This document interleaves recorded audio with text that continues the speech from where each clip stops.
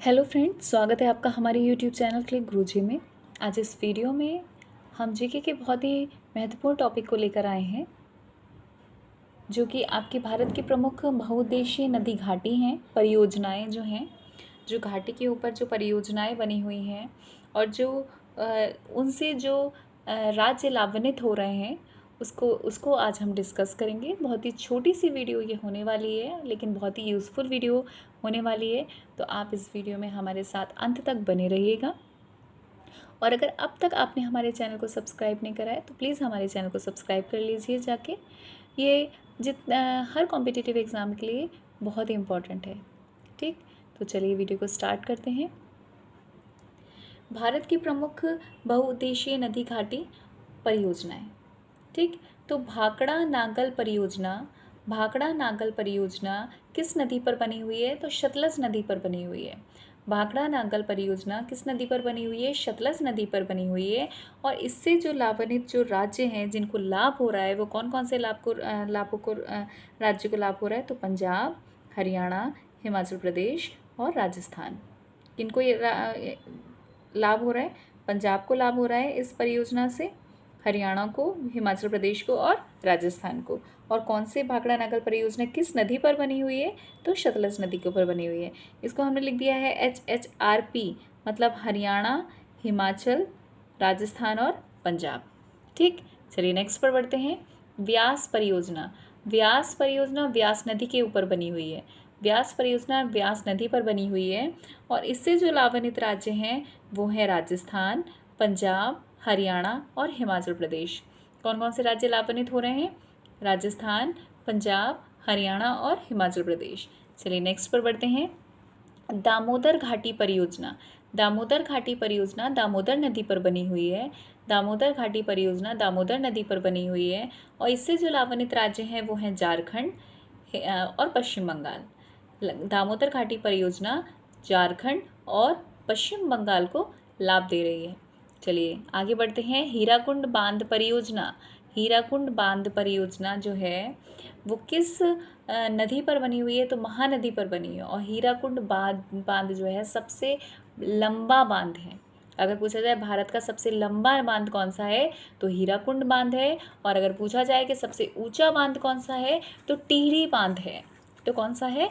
टिहरी बांध सबसे ऊंचा बांध है। और लंबा के बारे में बात की जाए तो हीराकुंड बांध है। हीराकुंड बांध परियोजना जो है वो महानदी पर बनी हुई है। और कौन सा राज्य लाभान्वित हो रहा है? तो उड़ीसा राज्य को लाभ हो रहा है इससे। चलिए आगे बढ़ते हैं। चंबल परियोजना जो है चंबल नदी पर बनी हुई है। और कौन से राज्य लाभान्वित हो रहे हैं? तो राजस्थान राज्य हो रहा है और मध्य प्रदेश राज्य हो रहा है इससे लाभान्वित। चलिए नेक्स्ट पर बढ़ते हैं। तुंगभद्रा परियोजना जो है तुंगभद्रा नदी पर बनी हुई है और इससे जो जिन राज्यों को फ़ायदा हो रहा है वो है तेलंगाना और कर्नाटक को तुंगभद्रा परियोजना से लाभ हो रहा है। मयूराक्षी परियोजना जो है वो मयूराक्षी नदी पर बनी हुई है और इससे कौन सा राज्य लाभान्वित हो रहा है? तो पश्चिम बंगाल राज्य को लाभ हो रहा है। चलिए नेक्स्ट पर पढ़ते हैं। नागार्जुन सागर परियोजना, ये कृष्णा नदी पर बनी हुई है। अर्जुन कृष्ण से आप ट्रिक वाइज याद रखिएगा। नागार्जुन सागर परियोजना कृष्णा नदी पर बनी हुई है और ये जो जिस राज्य को लाभ दे रही है वो है आंध्र प्रदेश और तेलंगाना। वैसे भी तेलंगाना राज्य की ही ये नागार्जुन सागर जो है वो तेलंगाना राज्य की ही नदी है। कोशी परियोजना कोशी नदी पर बनी हुई है और ये बिहार और नेपाल को लाभ दे रही है, क्योंकि नेपाल से ही ये बहकर आ रही है। गंडक नदी परियोजना गंडक नदी पर बनी हुई है और ये बिहार और नेपाल को, ये भी कोशी और गंडक जो है दोनों बिहार और नेपाल को लाभ दे रही हैं। चलिए नेक्स्ट पर बढ़ते हैं। महानदी डेल्टा परियोजना जो है महानदी पर बनी हुई है और ये जो है ये उड़ीसा को लाभ दे रही है।